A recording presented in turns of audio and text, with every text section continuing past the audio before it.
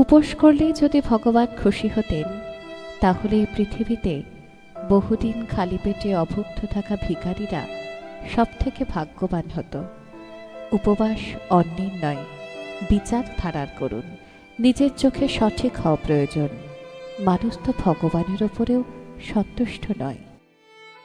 পাখি জীবন্ত অবস্থায় পিঁপড়েকে খেয়ে নেয়, আর পাখি যখন মরে যায় তখন পিঁপড়ে তাকে খেয়ে নেয়।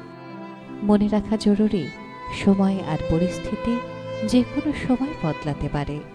কখনো কাউকে অপমান করা উচিত নয়, কখনো কাউকে কমজোর ভাবা উচিত নয়। তুমি শক্তিশালী হতে পারো, কিন্তু সময় তোমার থেকেও বেশি শক্তিশালী। একটা গাছের থেকে লক্ষ দেশলাই কাঠি হতে পারে, কিন্তু একটা দেশলাই কাঠি লক্ষ গাছও জ্বালাতে পারে।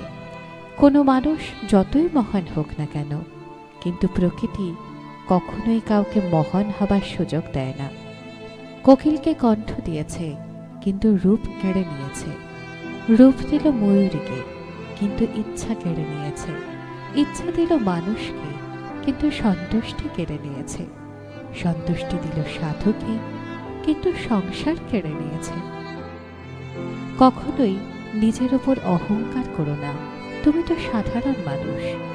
ভগবান তোমার আর আমার মতো কত মানুষকে মাটি দিয়ে বানিয়ে মাটিতে মিশিয়ে দিয়েছে। জীবনের কঠিন সত্য, যেটা আমরা বুঝতেই চাই না। মানুষ পৃথিবীতে তিনটে জিনিসের জন্য পরিশ্রম করে: নিজের নাম খ্যাত হোক, নিজের পরিধেয় বস্ত্র সুন্দর হোক, নিজের বাসস্থান সুন্দর হোক। কিন্তু মানুষ মারা যাবার পর ভগবান তার এই তিনটে জিনিসই সর্বপ্রথম বদল করে দেয়। তা হলো নাম, যা হয়ে যায় স্বর্গীয়; বস্ত্র, সাদা থান বা কফন; বাসস্থান, শ্মশান। শেষ করার আগে সুন্দর কয়েকটি লাইন শুধু তোমাদের জন্য। একটা পাথর একবার মন্দিরে পৌঁছলে ভগবান হয়ে যায়, কিন্তু মানুষ মন্দিরে প্রতিদিন যায়, তবুও পাথরই থাকে। আর এই মেসেজটি ভালো লাগলে, উপোস করলেই যদি ভগবান খুশি হতেন, তাহলে এই পৃথিবীতে বহুদিন খালি পেটে অভুক্ত থাকা ভিখারীরা সব থেকে ভাগ্যবান হতো। উপবাস অন্যের নয়, বিচার ধারার করুন। নিজের চোখে সঠিক হওয়া প্রয়োজন। মানুষ তো ভগবানের ওপরেও সন্তুষ্ট নয়।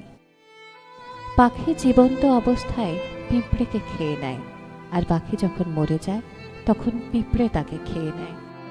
মনে রাখা জরুরি, সময় আর পরিস্থিতি যে কোনো সময় বদলাতে পারে। কখনো কাউকে অপমান করা উচিত নয়, কখনো কাউকে কমজোর ভাবা উচিত নয়।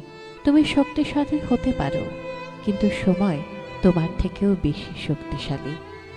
একটা গাছের থেকে লক্ষ দেশলাই কাঠি হতে পারে, কিন্তু একটা দেশলাই কাঠি লক্ষ গাছও জ্বালাতে পারে।